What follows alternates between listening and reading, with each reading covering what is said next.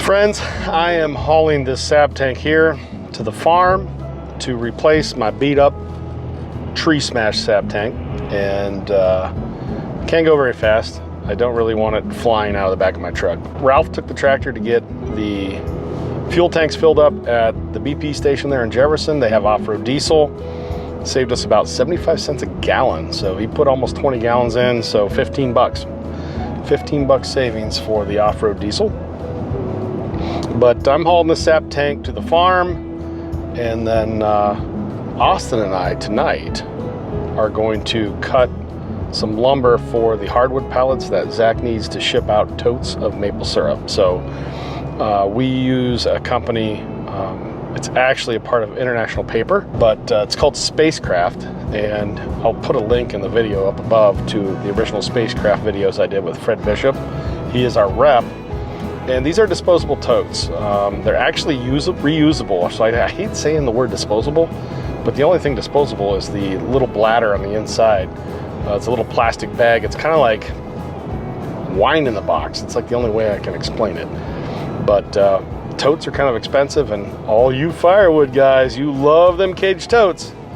So driving up the price of the cage totes. So guys like me need to figure out a different way to ship totes. So we are using Spacekraft, which is a division of International Paper.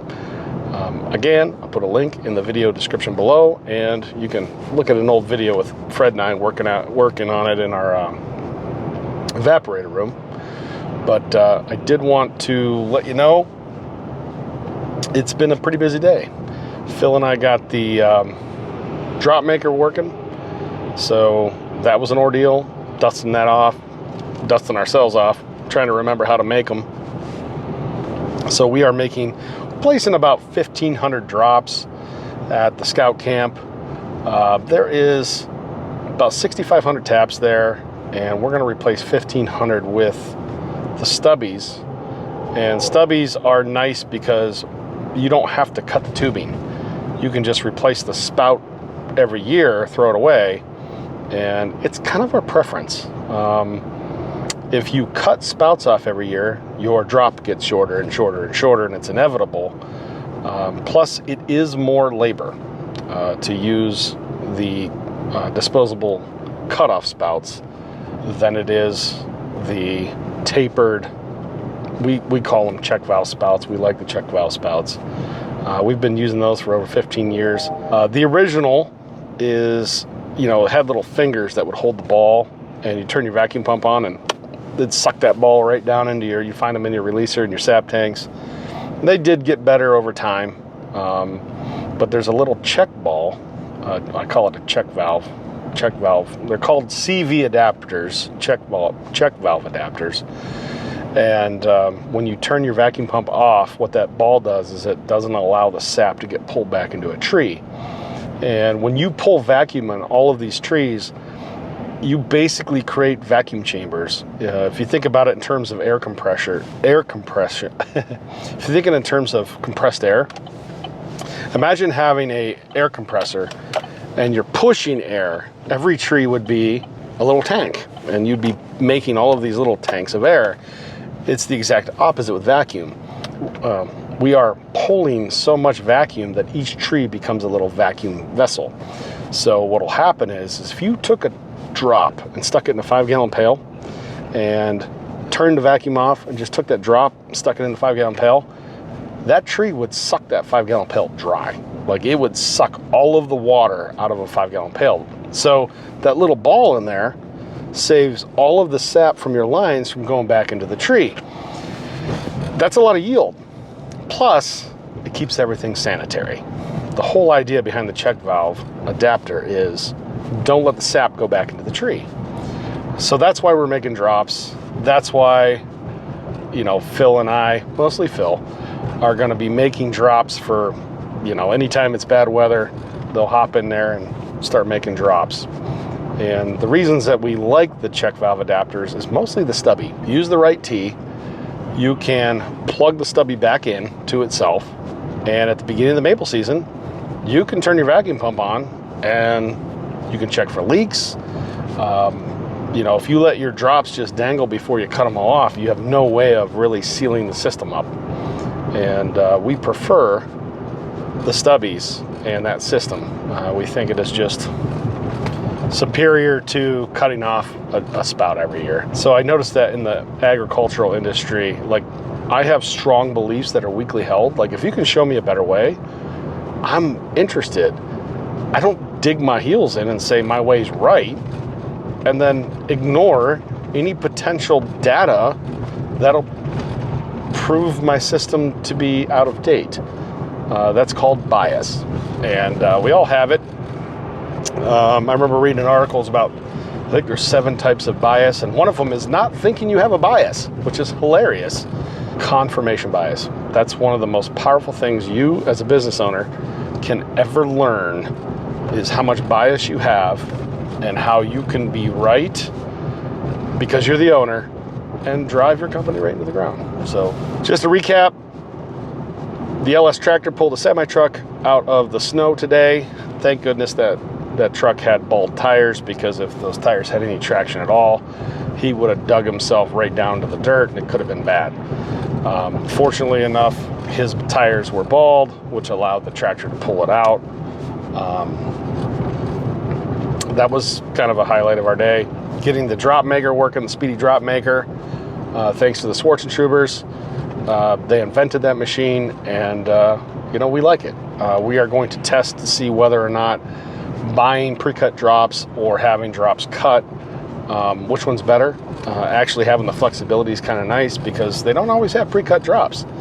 Pre-cut drops, I think, happen sometimes. Maybe the rewinder goes down on a extrusion line, and then they'll say, well, let's just run pre-cuts, you know. So it gives the production kind of some flexibility. That's the best way to put it. So we want to do some timing and find out what the actual, like, is it worth buying pre-cuts? And if you have a machine that'll cut them for you, what's the benefit? So we don't know ourselves, so that's why we're going to test it. You know, try to do the best scientific test we can on drops. Bringing the sap tank in for the 500 tap edition in my dad's woods. This is just a much nicer tank to look at. Instead of having the smashed one, we're just going to have to put a system in there. It's about half the volume, that every time the sap level goes up, instead of my dad and I having to run out there and open and close a valve, we would kind of like to have a solenoid valve that opens and closes based on level. So the tank level goes up, opens up, the solenoid valve sucks the sap down and just oscillates back and forth. Instead of us being the valve opener and closers, we suck at it. Kind of want to automate that. That's one of the goals for this maple season. So thanks for stopping in, thanks for sticking with us, and thanks for supporting the channel. If it's your first time, hey, welcome. And if you've been here before, thanks for sticking around. We are a little unique in that we are a maple syrup channel. There's not too many of us out there, I think 4 or 5. There's lots of firewood channels, there's lots of outdoor channels, there's lots of sawmill channels. You know, we're not really competing with a lot, but we also, there's not too many people in this country that make maple syrup. So I was once told there's 1,000 people in the state of Ohio that make maple syrup, 1,000 families. That might have risen at this point to about 1,200. So if you think about it, 12 states that make it, let's assume Ohio's in the middle of the pack. 40,000 people, 40,000 families in the country that make maple syrup. I would say 25 to 30,000 of those are all hobby farmers, which would be primarily who would watch our channel. People that are large and already have their operations established. They probably know more than we do, but hopefully we can help some of those families with some ideas on automating. And thanks for stopping by. Hope you get something out of it.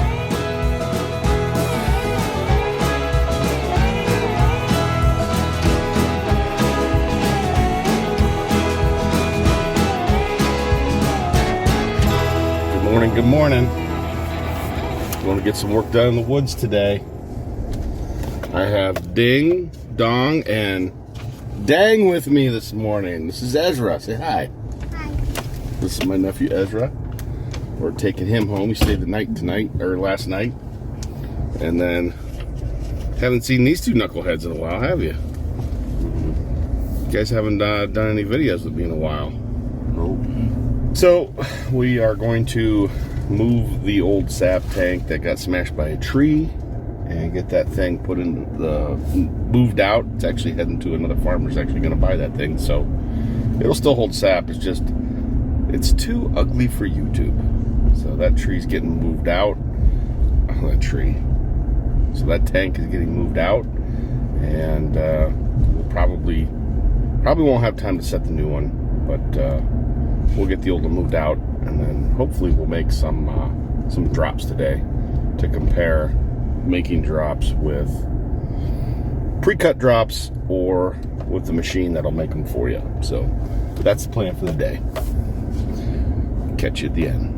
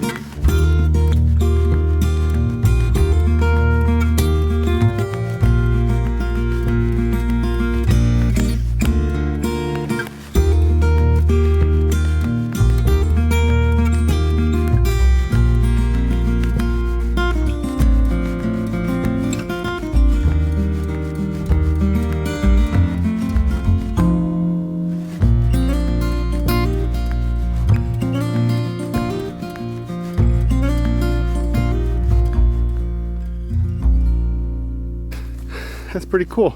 Yeah, it is. The Ohio stone. Flip it around now. Flip it around. See. Which way does it look more like Ohio? This way. Yeah. Here we are. Right here. That's it. Pretty good. Yeah. Boys, you learn anything out there? Is Grandma teaching you how to find Sasquatch? Yes. So here's what we got to do. We got to take this new sap tank. Use this sap tank's older than John Boy. Oh. So this sap tank's actually probably just as old as John Boy. So we need to move this sap tank. Make sure the drain's on that end, which it is. And if you see, we got railroad ties we had the old tank sitting on. So we've got 3 railroad ties, and that span between that first one and that second one, that's way too much span. So we're gonna have to slide this railroad tie back and then set them on top. That's the plan anyways.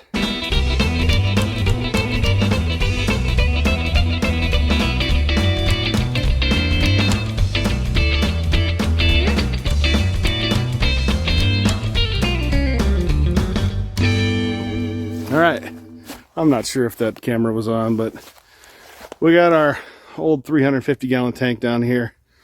We're gonna set this on a solenoid valve. So when the level comes up, it'll open up a solenoid valve. Dad and I are gonna rig up like a 12-volt system with a battery, and open and close the valve so the vacuum can pull up. You can't see it from here. So what we'll do is when this gets full, it'll open a little solenoid valve on this vacuum line. This vacuum transfer line picks it all the way up, and it actually goes up, was it 20 feet, 21 feet? So this creates a siphon on the other end once it gets going up over the hill and lifts the sap. But yeah, starting to get a little sag in that thing. Well, let's take this old tank back to the sugar works so we can ship it off to its new customer. The thrifty maple farmer picked it up. So, what do you think, guys? We done? Yep. Yeah, we're done. About 1/3 the volume, but we think with a solenoid valve here on a float control that we'll just be able to oscillate the level, you know, between full, almost empty, so this vacuum line can suck it up. But yeah, that's a plan.